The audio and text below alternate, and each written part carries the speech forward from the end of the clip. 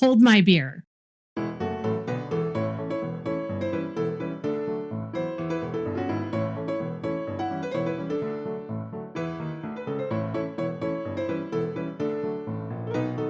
A lot of the things that I do report on this channel actually are the facts.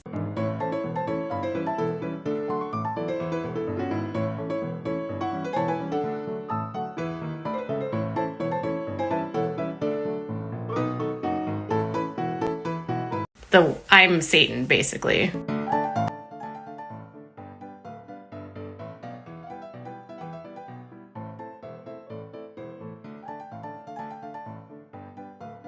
I understand that as a public figure, my job means that I will be criticized, and I am fine with that. Bull crap, okay? I don't care if you talk about me. I don't care if everyone talks about me. No. Talk about me. I talk about people all the time. You don't have to like me. You don't have to like what I do. You can monetize the hell out of me. I don't care. Talk about me. She's a nasty, vile human being that needs to be held accountable. Hey guys, and welcome to Janet being Janet. Okay, so somebody told me down in my comment section that they don't watch any kind of social media with Miss Katie besides YouTube, and they don't know what's going over on Instagram, TikTok, Facebook, and whatever else there might be going on. So the last time I did an update with her doing her a good old thing over on Instagram, they appreciated it. So I've been keeping up with her, and her being the reporter, the journalist, and all that on Blake Lively and Ryan Reynolds over there on Instagram. They appreciated it. So I've been keeping up with them. So that's what I'm going to do for you today, is I'm going to continue my little journey.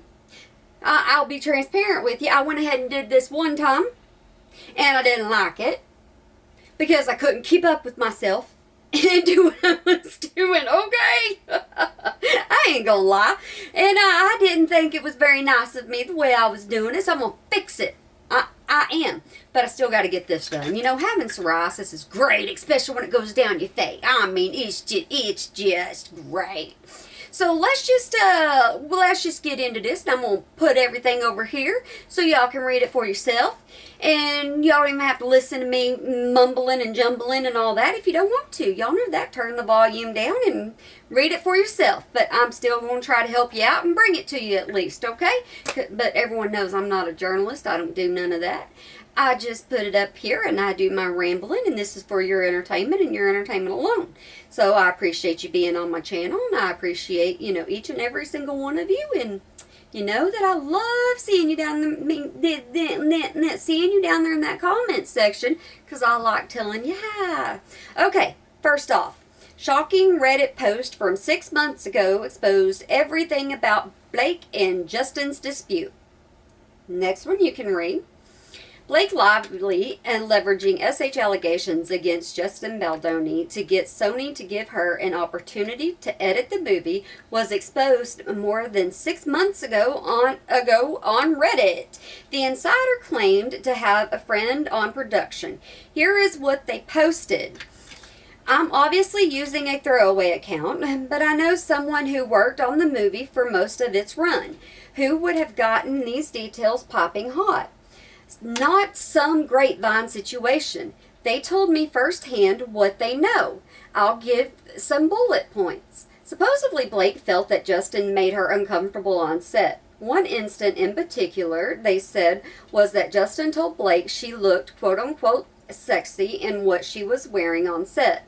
I don't know how the context around it. Apparently, Justin wasn't happy with the original editors. Cut of the movie. One more time. Apparently, Justin wasn't happy with the original editor's cut of the movie, so he hired his own team to do his version of the movie. Blake wanted to do her own version of the movie as a result, but Sony said no. Blake goes to Sony and threatens to go to the New York Times with the story that Justin was SHing her on set if they don't let her have her own version. Sony freaks out and says, okay, whatever you want. Justin is banned from the Sony lot. I don't think forever, just for the run of the movie, but I could be wrong. Blake hires T Swift's music editors to do her version while she's filming in Italy for something. Blake has a friends and family screening to get thoughts with lots of A-listers. Ben Affleck, Bradley Cooper, I think, etc., etc. Everyone is like, questioning, this movie makes no effing sense. Blake realizes she needs to hire an experienced film editor to fix it. Blake uses a T Swift song in the movie that the studio loves having in there. T Swift finds out that the original composer for the movie is someone she worked with in the past that was mean to her, and she says it's either me or him. Sony fires that composer to keep the T Swift song. I think that's everything I know. It's interesting that Blake then went to the New York Times in December after Justin Baldoni alleged that he refused to give up his rights to the movie sequel. Leveraging SH claims to get what you want on set is disgraceful. Scroll, Janet, scroll. Sorry, guys. Okay. Justin Baldoni's website is now live. You can read that. Justin Baldoni's attorney promised a website to air out all the evidence against Blake Lively and Reynolds. The website contains an amended complaint filed against Lively and Reynolds, Leslie Sloan, and New York Times. In a document with the timeline evidence is laid out to show the steps Lively took to take over the film and how she leveraged false allegations against Baldoni to achieve her goals. Most notably, the evidence showed that Blake Lively and Ryan Reynolds' company came up with the film's promotional strategy, the same strategy that told women to grab their florals and friends and resulted in Blake getting a tons of hate online. Sony then did not develop the marketing strategy. The evidence shows that Blake and Ryan's company filmed all the promotional events and charged Baldoni and Wayfair for their services. This is after Blake told Baldoni that the services would be free. Blake also took over the wardrobe for Lily and went $400,000 over budget. At every single point that Blake didn't get her way, she brought up false allegations that changed with every instance. There are text messages from every Sony executives admitting to caving into her demands at risk of having to scrap the whole movie. Lively refused to sign her contract with the production company and used this as a leverage to refuse to promote the film. Lively was asked repeatedly to sign her contract, and she refused every time. Lively categorized benign interactions as SH and were not SH. Her text to Baldoni were extremely flirty.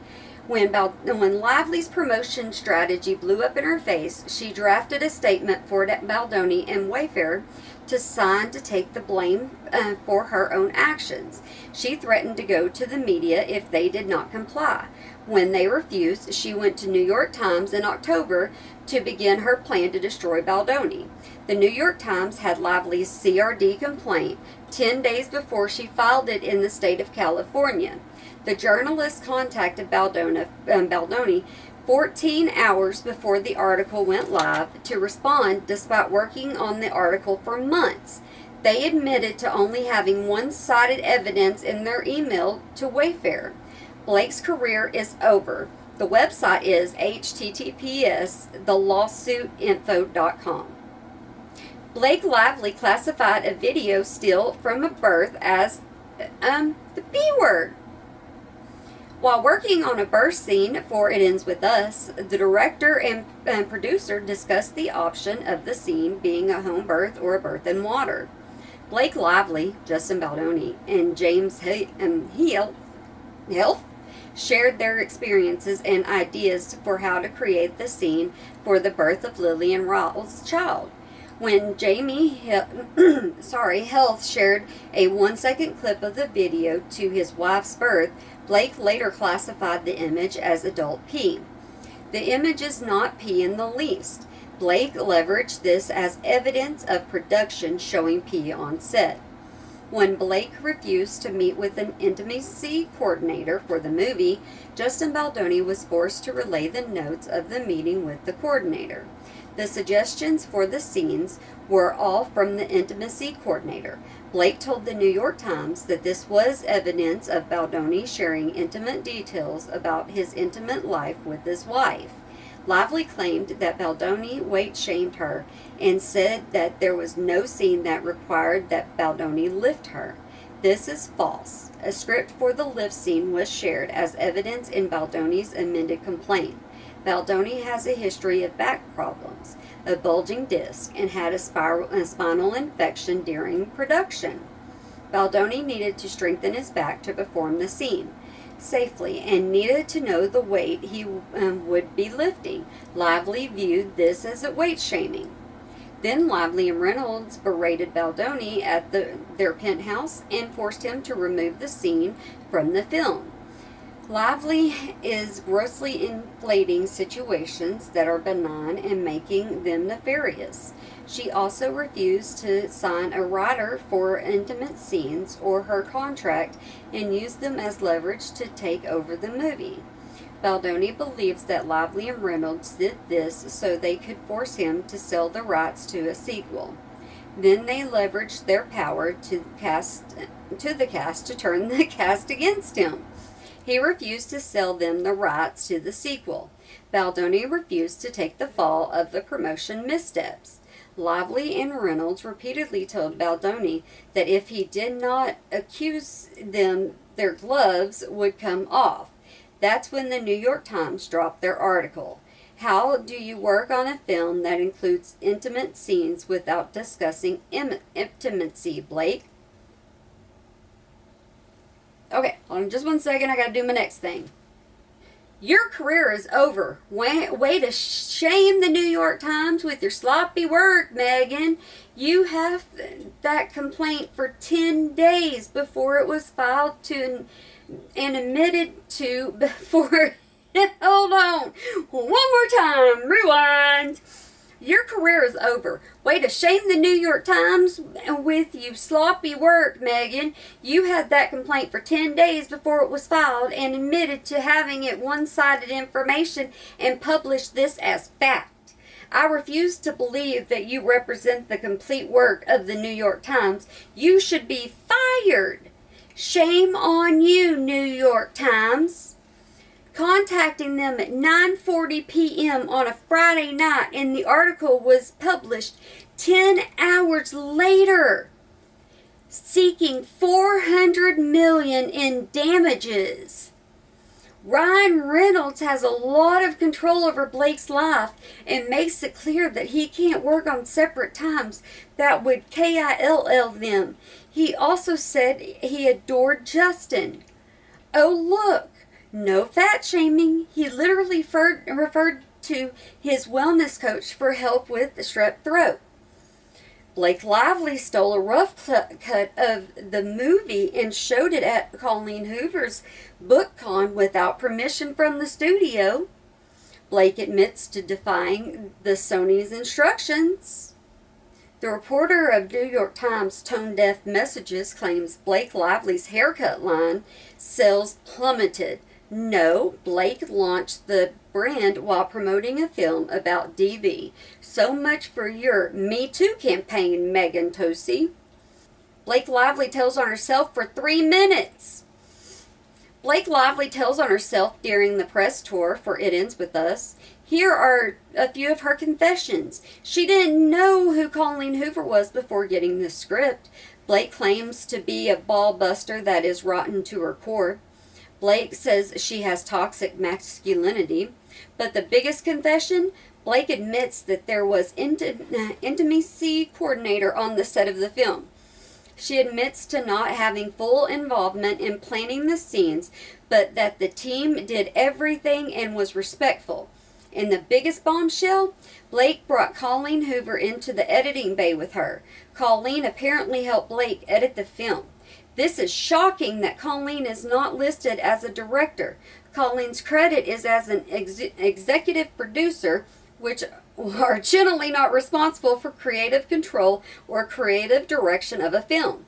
My theory is Colleen dumped Justin because Justin wouldn't give her full control of the process. Blake got Colleen to side with her by allowing her to have more creative control of the film and editing. Blake was willing to give Colleen something in return for Colleen's loyalty. They also appeared to be in cahoots with trying to get Justin to sell his rights to the sequel. It Starts With Us. Colleen has made clear in her Facebook group that she had issues with not having enough control or say in the film adaptation of her book. Pretty shocking. Okay, first, I gotta get something to drink, and then I want to ask y'all a question. I'm gonna sidetrack for a second. Okay? Have y'all ever put snail stuff on your face? I'm just wondering, okay? I'm just wondering, because this is what I put on my face, because it was suggested to me. Yeah, and I want to put this on my face before I forget to put it on my face. But it's like sticky stuff. It's weird. I don't know if y'all have. It does make your face all soft, but I used a collagen thing yesterday. Yes, I'm mumbling in the middle of it. But it's the only way I can get it on my face. I have to use 2 hands and not just one. But have y'all ever used this stuff? It like feels really weird. I've got like 3 forms of it. Yeah, I got this one. Oh, got 4 forms of it. And I use it like crazy. I use it twice a day, and I'm telling you, my psoriasis isn't like attacking me. I don't know which one I use for my psoriasis to not attack me, okay? I threw something. We'll get that later in life, okay? We will. All right, Janet, hush and just read. Okay. I don't know one of these words in here. I didn't look it up. I'm sorry. Ryan Reynolds said he would tattoo the producer's face on his PERINEUM. You can read that word right here. If they delayed the shoot 2 weeks. The whatever is between the genitalias and the back of your booty, who is SH who. Blake Lively tells on herself for 3 minutes. Blake Lively admits to stealing It Ends With Us from Justin Baldoni and Wayfair. During the press tour for It Ends With Us, the average viewer would think this movie belonged to Blake Lively.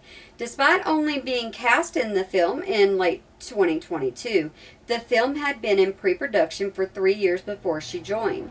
During a press interview, Blake admitted to walking into the set like a wrecking ball and demanded her version of the character and film. She admits to hijacking the wardrobe department by bringing on her stylist from Gossip Girl. Blake Lively lobbed false allegations against Justin Baldoni after he refused to fly to New York to show her a rough cut of the film. And then here's all kinds of text messages. And then here's more about the strike. One of the most danging pieces of evidence against Blake Lively in the new amended complaint is a text message exchanged between Blake's agent and Jamie Heath. In October of 2023, Blake's agent reached out and requested that Justin Baldoni fly to New York to show Blake the cut of the film. At this point, the production was halted due to the writers' and acting strike. They had not filmed with the crew since July. None of the intimate scenes had been filmed between Justin and Blake at this time. When the agent suggested that Justin fly to New York to show the cut, Jamie Heath, I guess it's Heath, I don't know, I haven't watched the movie or read the book. Okay, I'm sorry. Jamie Heath responded by telling her agent that Justin couldn't make a trip to New York. Well, Heath stated that Baldoni would be happy to show Lively the cut once production resumed in a few weeks. See, she spells it both ways, so I don't know. Baldoni's decisions to say no to Lively proved devastating for him. By November of 2023, Lively's attorney responded emails notifying Lively that production would be starting. They sent Lively a copy of the filming schedule. On November 9th of 2023, the attorney emailed a list of demands to Wayfair, which involved Lively's grievances about on-set behavior. Lively had brought up some of these issues months earlier, and she was given the opportunity to file a complaint with HR and refused. Many of the demands that Lively made to Wayfair were puzzling because they said and already included these requests. Lively demanded an intimacy coordinator on set when the set already had one. Lively had refused to meet with the coordinator in the months earlier. She wanted her own producer on the set with her. Lively demanded the men not look at her, touch her, hug her, speak about their intimate lives, and show her videos. Sony executives were part of the conversation and were aware that the allegations were false. However, they pressured Wayfarer to comply or risk losing millions in recasting her. Lively also demanded they sign and gave her an ultimatum that if they didn't sign, she would quit. This is extortion.